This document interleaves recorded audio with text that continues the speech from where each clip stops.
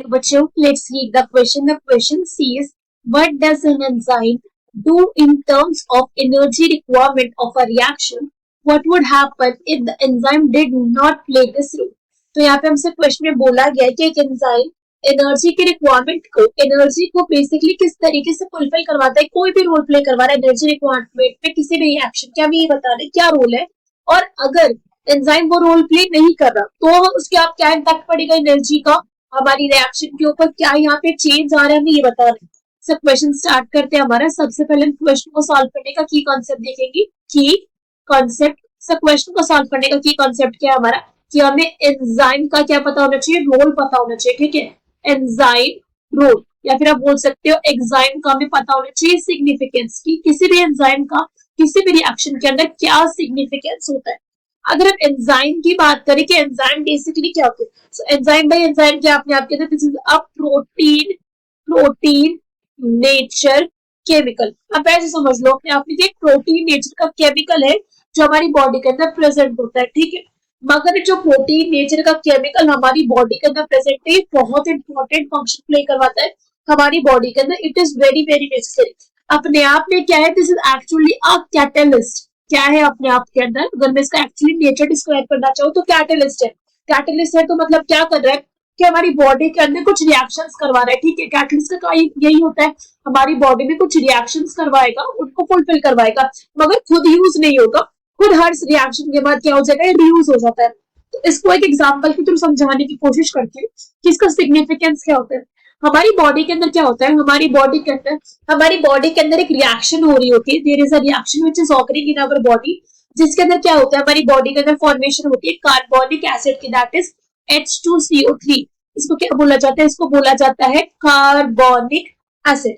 अब ये carbonic acid का जो है हमारी बॉडी के अंदर बनना इज एन इंपॉर्टेंट प्रोसेस, बनना होता है इसको ताकि हमारी बॉडी के अंदर क्या हो सके, यहाँ पे CO2 का एक्सचेंज हो सके। ठीक है, क्योंकि ये कार्बोनिक एसिड जो है ये बाइकार्बोनेट के आयंस के फॉर्म में ब्रेक होती है और हमारी बॉडी में एक्सचेंज होता है किसका, एंजाइम्स का। ठीक है, हमारी बॉडी में CO2 का एक्सचेंज होता है। तो समझो यहाँ पे होता क्या है, अगर हमारी बॉडी के अंदर दो केसेस आते हैं, दो केसेस है यहाँ पे कि अगर यहाँ पे क्या हो जाए, एंजाइम अगर है यहाँ पे एब्सेंट, एंजाइम है ही नहीं इस रिएक्शन को करवाने के लिए, और एक ये वाला केस है कि जब एंजाइम कैसा है, प्रेजेंट है। So in one case enzyme कैसा है, यहाँ पे प्रेजेंस है, उसकी प्रेजेंस है, there is presence of enzyme. तो अगर यहाँ पे एंजाइम क्या हो जाएगा, एब्सेंट हो जाएगा। तो कैसे चलती है रिएक्शन बॉडी के अंदर कि जब हमारे बॉडी के अंदर जब H2 होती है, जब H2 यहाँ पे क्या करेगी, कंबाइन करेगी कार्बन डाइऑक्साइड के साथ, तो there is formation of H2CO3। जब H2 हमारा वाटर जब कार्बन डाइऑक्साइड के साथ रिएक्ट करते हैं तो H2CO3 हमारा जो है एक प्रोडक्ट बनता है जिसको हमने कार्बोनिक एसिड बोला है। ये कैसे चल रही है, एंजाइम एब्सेंस में चल रही है। तो इस रिएक्शन का रेट क्या होता है कि यहाँ पे 1 आवर के अंदर, इन 1 आवर कितने यहाँ पे मॉलिक्यूल्स बनते हैं H2CO3 के, ऑलरेडी 200 मॉलिक्यूल्स। कितने बने, 200 मॉलिक्यूल्स बने सिर्फ और सिर्फ इतने से 1 घंटे के अंदर कार्बोनिक एसिड के।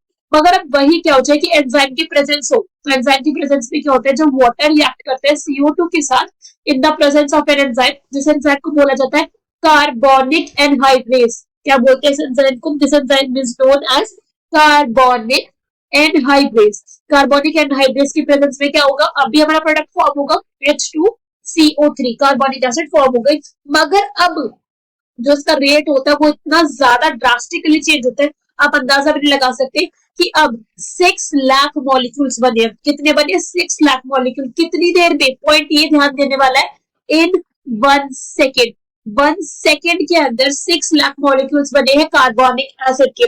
तो हम यहाँ पे अंदाजा लगा सकते हैं कि जो यहाँ पे रेट ऑफ रिएक्शन है कितना ज्यादा ड्रास्टिकली चेंज हुआ है।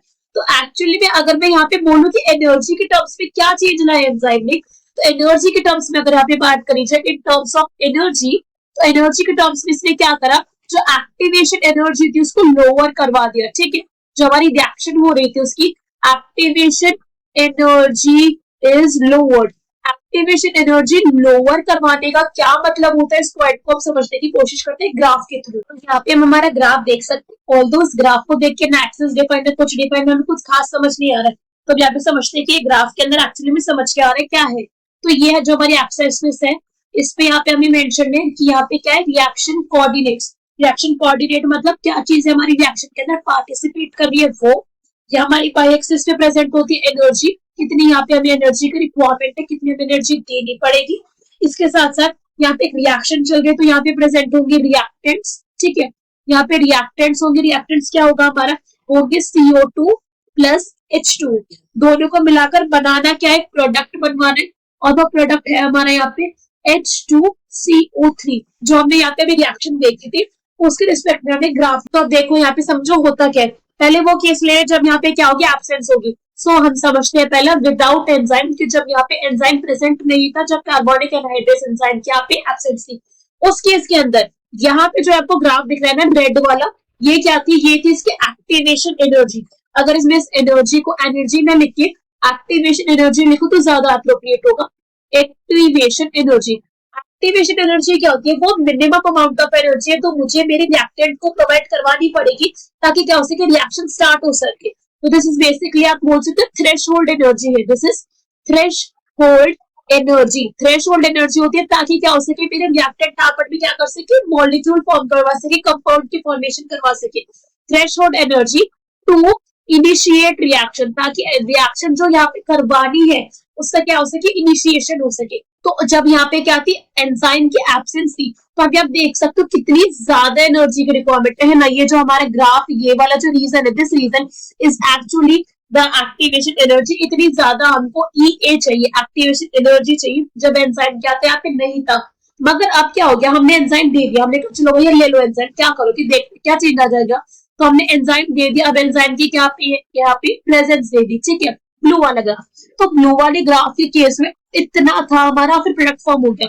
तो इस केस में सिर्फ इतनी सी एक्टिवेशन एनर्जी देनी पड़ी, दिख रहा है, सिर्फ इतना सा, ये वाला रीजन, और हमारा क्या हो गया, रिएक्शन की फॉर्मेशन हो गई। तो हमारी रिएक्शन की जो एक्टिवेशन एनर्जी थी क्या होगा, लोअर हो गई। सो EA activation energy is lowered, क्या हो चुके हैं, लोअर्ड हो चुके हैं, काफी ज्यादा यहाँ पे क्या हो गई, लोअर हो गई। और ये जो आपको लास्ट में ये वाली एनर्जी दिख रही है ना, जो बच गई हमारी, ये क्या थी, कि ओवरऑल एनर्जी थी जो क्या हुई यहाँ पे रिलीज हुई है, ठीक है। So this is energy released, energy released during reaction. कितनी एनर्जी यहाँ पे क्या हो जाएगी, रिलीज हुई थी ड्यूरिंग रिएक्शन, जब हमारी पूरी की पूरी रिएक्शन जो थी ये H2CO3 की फॉर्मेशन थी। तो हमें समझ आया कि एक्चुअली में एंजाइम कर क्या रहा है, एक्चुअली में एंजाइम हमारी जो एक्टिवेशन एनर्जी है उसको लोअर करवाता है, ये काम होता है। और अगर यहाँ पे एंजाइम नहीं प्रेजेंट होगा तो हमारी एक्टिवेशन एनर्जी कैसे रहेगी, हायर रहेगी, और रिएक्शन को होने में बहुत ज्यादा टाइम लग जाएगा। सो क्वेश्चन से यही पूछा गया था कि सिग्निफिकेंस क्या होता है, मतलब रोल क्या करवा रहा है, तो क्या करवा रहा है, एक्टिवेशन एनर्जी को लोअर करवा रहा है। और अगर हमारे एंजाइम ने ये काम नहीं करा तो क्या हो जाएगा, सिंपल सा, जो रेट ऑफ रिएक्शन है, then rate of reaction will be very slower, ठीक है, क्या हो जाएगा, विल बी स्लो, स्लो ना कह के स्लोअर बोलो तो भी नहीं होगा, बिकॉज बहुत ज्यादा स्लो हो जाता है। अभी रिएक्शन का एग्जांपल लेके बताया था कि 1 घंटे में 200 मॉलिक्यूल बन रहे थे, और वही 1 सेकंड में 6 लाख मॉलिक्यूल बन रहे, तो बहुत ज्यादा ड्रास्टिक चेंज है। So I hope you understood the explanation well, best of luck, thank you.